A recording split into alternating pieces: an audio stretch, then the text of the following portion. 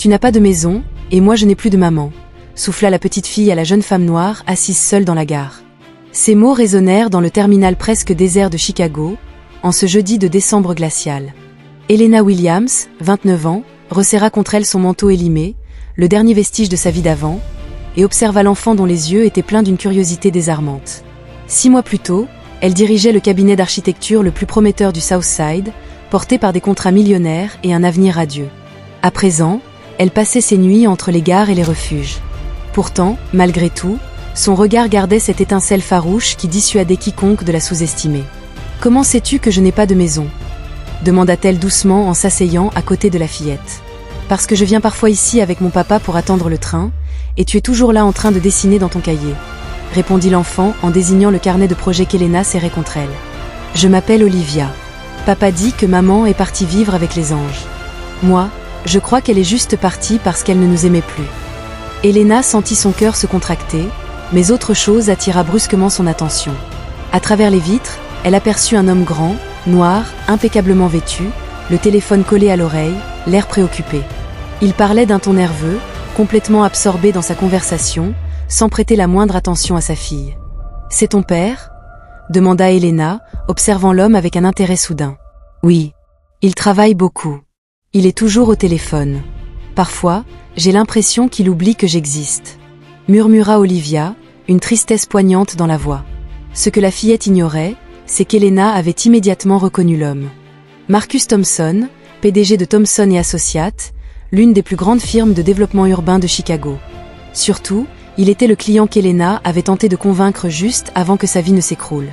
La cause de sa chute ? Thiago Santos, son ancien associé et ex-fiancé. Celui qui avait siphonné les comptes de leur entreprise, volé toutes leurs ressources, puis répandu des rumeurs dévastatrices sur ses compétences, la faisant passer pour instable auprès de toute la communauté architecturale. Aujourd'hui, il exhibait sa réussite sur les réseaux sociaux, profitant du luxe financé par l'argent qu'il lui avait volé, tandis qu'elle peinait à trouver de quoi manger. « Tu dessines des maisons ?» demanda Olivia en feuilletant délicatement le carnet. « Je dessinais », corrigea Helena avant de s'interrompre. Quelque chose venait de naître dans son esprit. En regardant l'enfant, puis son père absorbé par son téléphone, puis ses propres esquisses, une idée se forma. Pas un simple plan pour survivre. Un projet bien plus grand, bien plus audacieux. En réalité, je dessine toujours, dit-elle, un sourire à peine visible flottant sur ses lèvres. Et je crois que je viens de trouver le projet idéal. Olivia sourit à son tour, sans comprendre qu'elle venait de devenir la pièce maîtresse d'un plan de vengeance soigneusement construit. Un plan destiné non seulement à reconstruire la vie d'Helena, mais à anéantir complètement l'homme qui pensait l'avoir détruite. Car si Thiago croyait avoir enterré Helena Williams pour de bon, il allait bientôt découvrir qu'il avait réveillé quelque chose de bien plus dangereux. Une femme brillante, en colère, et qui n'avait absolument plus rien à perdre. Marcus finit par raccrocher et s'approcha d'Olivia, surprise de la voir discuter d'architecture avec une inconnue. Lorsqu'il reconnut Helena, il marqua un temps d'arrêt. « Olivia, je ne voulais pas t'interrompre. » commença-t-il, puis tendit la main à Helena. « Helena Williams, n'est-ce pas ? Je crois que nous avons été en contact, il y a quelques mois. Vous étiez associé chez Williams et Santos Architecture. » La gêne fut immédiate. Marcus n'avait pas oublié le scandale qui avait englouti la firme. « Oui, j'y travaillais, » répondit-elle avec calme. Olivia montra alors le carnet à son père. « Papa, regarde. Helena fait de superbes maisons. » Marcus feuilleta les projets de logements sociaux qu'Helena avait conçus avant la trahison de Thiago. Il ignorait qu'elle avait passé des semaines à préparer une proposition innovante spécialement pour sa société. Un projet avant-gardiste qui aurait pu transformer le logement social à Chicago. Le matin même de cette réunion cruciale, Helena avait découvert que son compte était vide, tous les fonds transférés offshore, les contrats annulés, et des mails calomnieux envoyés à ses futurs clients. Un « malheureux malentendu professionnel », dit-elle d'une voix contrôlée, contenant à peine la rage accumulée. On fait parfois confiance aux mauvaises personnes. Son téléphone vibra. Une notification. Thiago venait de poster une photo de lui, verre de champagne à la main, dans un restaurant luxueux de Miami. La légende, construire des empires pendant que d'autres rêvent éveillés. Helena referma l'écran, neutre. Mais Marcus avait aperçu la tension dans ses épaules. Il ignorait que Thiago avait passé les derniers mois à saboter sa réputation auprès de tous les architectes influents de Chicago, allant jusqu'à créer de faux profils pour salir son nom. « Vous savez, dit Marcus en observant les dessins d'un air réfléchi. Notre entreprise recherche toujours des talents en architecture sociale. Nous pourrions discuter d'éventuelles collaborations. Elena sourit, mais ses yeux brillèrent d'une lueur que Marcus ne parvint pas à définir. J'en serais ravi, monsieur Thompson. Et je crois avoir quelques concepts qui pourraient vous intéresser. Le train arriva, interrompant leur échange. Marcus aida Olivia à monter à bord. Merci de m'avoir parlé, Olivia, murmura Elena. Des enfants comme toi me rappellent qu'il y a encore des raisons de se battre. Restée seule sur le quai, elle ouvrit son carnet et se mit à écrire frénétiquement. Pas des plans de bâtiment cette fois. Un plan de guerre. Sur la première page, elle inscrivit. Projet justice, phase 1, approche stratégique via Thomson et Associates. Elle venait de comprendre que Marcus n'était pas seulement un futur employeur. Il était la clé pour détruire l'empire illégitime que Thiago avait bâti sur sa ruine. Ce soir-là, dans le refuge, Elena sortit un petit enregistreur. Une habitude née de mois de méfiance, mais cette fois, elle avait enregistré par stratégie, non par peur. Les paroles de Marcus, l'enthousiasme sincère d'Olivia, tout était là. Pour la première fois depuis longtemps, elle sourit. Thiago avait passé 6 mois à célébrer une victoire qu'il croyait définitive. Il ne savait pas qu'il creusait son propre tombeau. Ce qu'il ignorait surtout, c'est qu'Elena Williams n'avait jamais cessé d'être architecte. Elle s'apprêtait simplement à concevoir le projet le plus ambitieux de sa vie. La reconstruction totale de son avenir et la destruction méthodique du sien. Si elle n'avait pas abandonné son métier, elle avait simplement changé de terrain. Désormais, elle élaborait ses représailles avec la même précision méthodique qu'elle consacrait autrefois à la conception de bâtiments. Et comme tout architecte aguerri, elle savait que les structures les plus solides reposent toujours sur des fondations discrètes, préparées dans l'ombre, loin des regards curieux, pour mieux s'élever un jour avec une force inébranlable. Chaque nouvelle humiliation ne faisait que fortifier en elle une énergie que Thiago ne percevait pas. Une puissance silencieuse, nourrie par les injustices mêmes qu'il tentait de lui infliger, grandissant dans l'obscurité comme des racines profondes prêtes à percer la surface. Le moment venu, cette force surgirait avec assez de vigueur pour faire s'écrouler tout son monde en un instant. 3 semaines avaient passé depuis leur rencontre à la gare, et Elena était devenue une présence régulière dans la vie des Thompson. Marcus lui avait confié un petit contrat en freelance, la rénovation du hall d'entrée d'un des immeubles de son entreprise. Elena avait accepté avec un enthousiasme soigneusement contrôlé.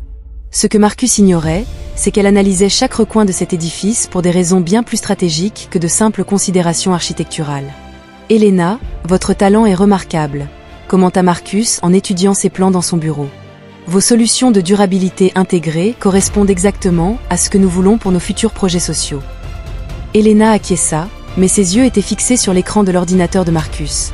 Un mail ouvert en provenance de Santos Development Group, la nouvelle société de Thiago. Apparemment, il tentait de décrocher un contrat d'1 million de dollars avec Thomson et Associates pour un programme de logements sociaux dans le Southside. « Intéressant », murmura Elena en désignant discrètement l'écran. « Vous envisagez un partenariat avec Santos Développement ?»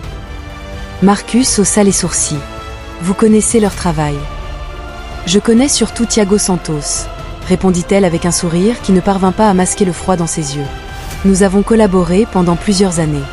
Je pourrais peut-être vous donner un aperçu de ses méthodes. » Ce que Marcus ne soupçonnait pas, c'est qu'au cours des 3 dernières semaines, Elena n'avait pas seulement dessiné des esquisses.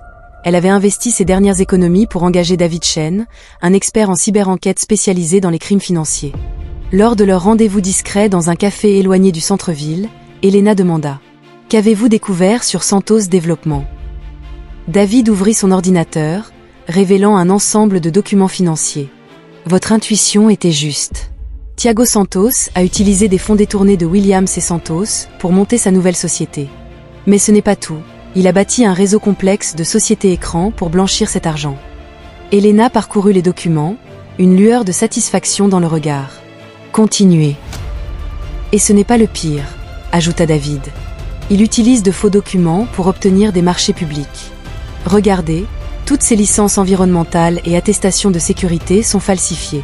S'il était dénoncé aux autorités fédérales, il perdrait non seulement ses contrats, mais risquerait aussi de multiples poursuites pénales. » Exactement ce que je pensais, murmura Elena, ses yeux brillants. Son téléphone vibra soudain. Une nouvelle publication Instagram de Thiago. Une soirée luxueuse à Miami, entourée de femmes, avec la légende. Quand on est assez intelligent pour laisser les perdants derrière soi et construire un véritable empire. Hashtag Chicago Miami, hashtag self-made, hashtag no time for weakness. Mais ce qui fit réellement monter la colère d'Elena fut un commentaire où Thiago évoquait son nom. Elena Williams? La pauvre a totalement perdu pied.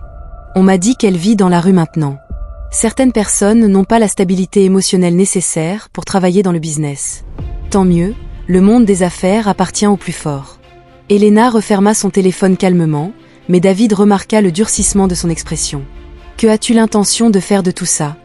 demanda-t-il. « Thiago Santos a construit son empire sur les ruines de ma vie », répondit Elena d'une voix posée, empreinte d'une détermination glacée. « Il est convaincu qu'il m'a anéanti, que je ne suis qu'une femme noire brisée qu'il peut ridiculiser quand ça lui chante. » Elle se pencha, fixant les preuves éparpillées devant elle. Mais il a commis 2 erreurs majeures. Premièrement, il a sous-estimé ma capacité à me relever. Deuxièmement, il a laissé derrière lui suffisamment de traces numériques pour se condamner lui-même. David sourit en voyant cette lueur stratégique dans ses yeux. « Et ton plan ?»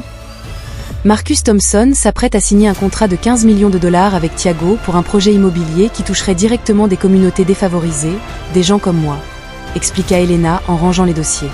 Je vais lui présenter ses preuves. Pas pour régler mes comptes personnels, mais parce qu'il a le droit de connaître la vérité. Astucieux.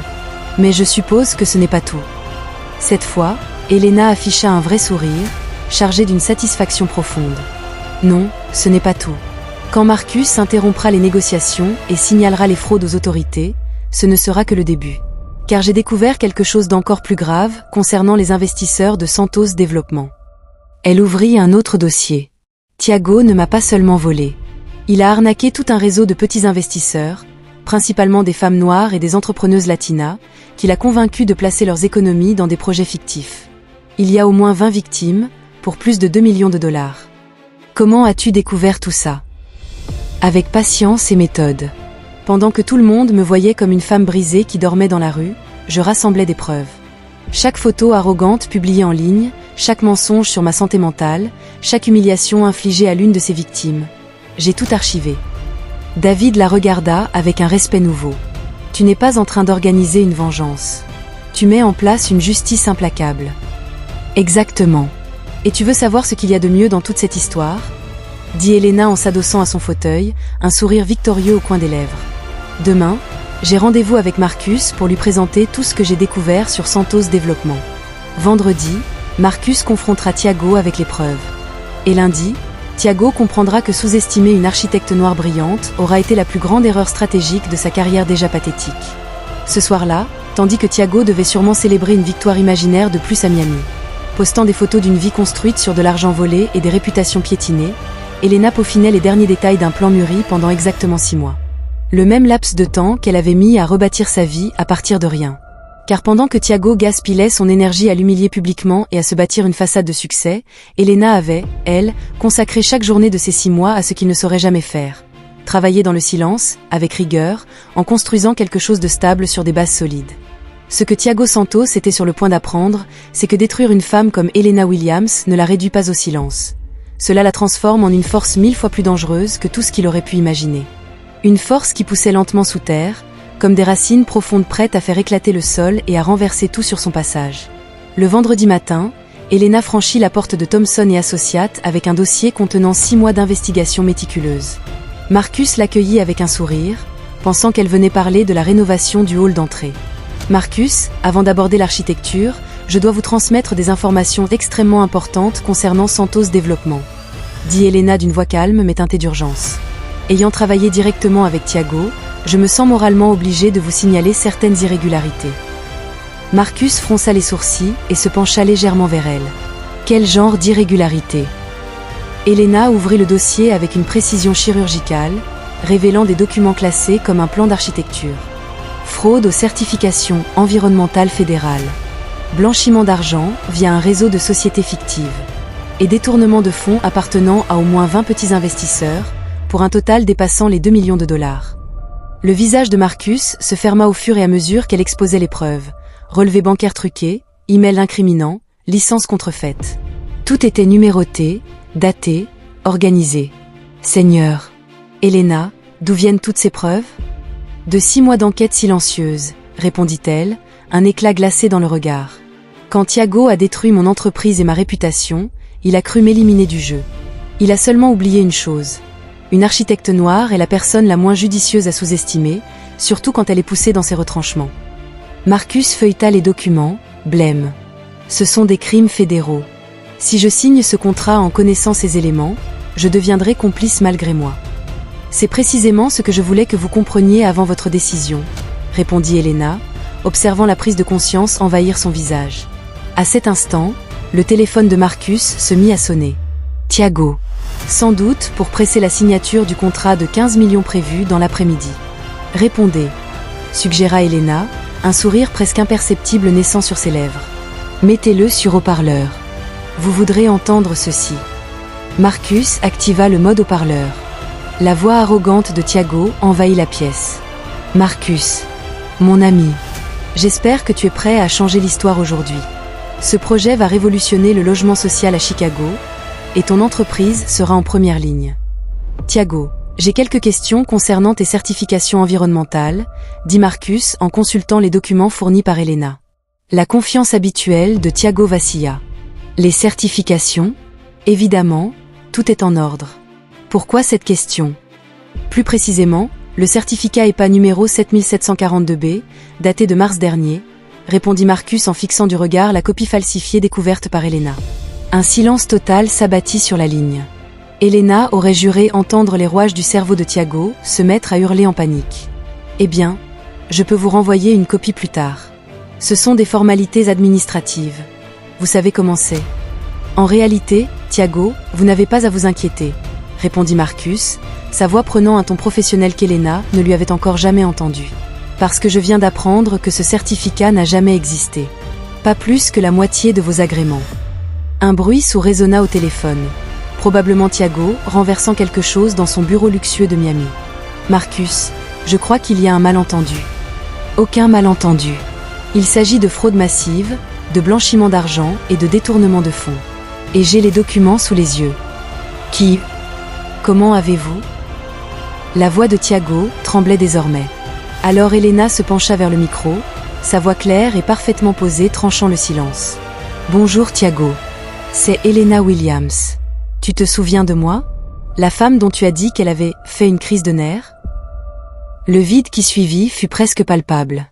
Puis un souffle tremblant. Elena, tu es là? Je serais surprise à ta place aussi, répondit-elle calmement, chaque mot chargé du poids de 6 mois d'humiliation transformé en force. Pendant que tu posais à Miami avec l'argent que tu as volé, je faisais ce que je sais faire le mieux, construire. Sauf que cette fois, j'ai construit un dossier fédéral contre toi. Elena, attends, laisse-moi t'expliquer. T'expliquer? Elle lâcha un rire bref, sans la moindre trace d'humour. Tu as eu 6 mois pour le faire. Et tu as préféré me salir publiquement, mentir sur ma santé mentale et bâtir ton empire sur l'argent volé à moi, et à 20 autres femmes. Marcus observait Elena, impressionné par la précision implacable avec laquelle elle réduisait Thiago à néant. Le plus ironique, poursuivit-elle, c'est que tu as laissé toutes les preuves toi-même. Chaque post arrogant, chaque commentaire méprisant, chaque mensonge sur ton soi-disant parcours self-made. Tout est imprimé, classé, catalogué. Elena, s'il te plaît, on peut régler ça entre nous. Régler? Oh, Thiago. C'est déjà réglé. Marcus ne signera pas ton contrat. Et cet après-midi, les autorités fédérales recevront un signalement complet de tes crimes. Quant aux 20 autres victimes, elles seront ravies d'apprendre que nous avons enfin accumulé toutes les preuves nécessaires pour lancer un dossier pénal solide. Marcus hocha la tête, déjà en train de saisir son téléphone pour effectuer les appels nécessaires. La respiration de Thiago était maintenant rapide et saccadée. Vous ne savez pas à qui vous vous attaquez. J'ai des avocats, des moyens. Tu avais des moyens? Rectifia calmement Elena. Des moyens volés, qui seront gelés pendant que l'enquête fédérale déterminera ce que tu devras rembourser. Mais au moins, il te restera tes jolies photos de Miami, n'est-ce pas? On entendit Thiago raccrocher brutalement. Le bruit résonna dans le bureau comme un claquement sec. Marcus et Elena restèrent silencieux un moment, encore sous le choc de ce qui venait de se produire. Bon sang, Elena, finit par dire Marcus. C'était intense. Elena referma le dossier d'un geste maîtrisé. 6 mois d'intensité, oui. Mais c'était nécessaire. Les hommes comme Thiago prospèrent parce qu'on les laisse agir. Parce que lorsqu'ils détruisent des vies, surtout celles de femmes comme moi, le système suppose que nous ne nous relèverons jamais assez pour les affronter. Cet après-midi-là, tandis que Marcus contactait le FBI et le procureur fédéral, Elena reçut une série de messages affolés signés Thiago. Pleurs, menaces déguisées, tentatives minables de négocier. Et tout cela venant de l'homme qui, 6 heures plus tôt, affichait encore des stories arrogantes sur le thème « Laissez les perdants derrière soi ». Le dernier message, envoyé à 18h47, disait seulement « S'il te plaît, Elena, tu as gagné. Arrête ». Elle le lut, puis le supprima sans répondre. Car, en réalité, elle n'avait jamais commencé cette bataille. Elle s'était contentée de la finir, avec la même précision méthodique que Thiago avait méprisée en pensant qu'écraser une femme noire talentueuse serait aussi simple que renvoyer une employée de maison.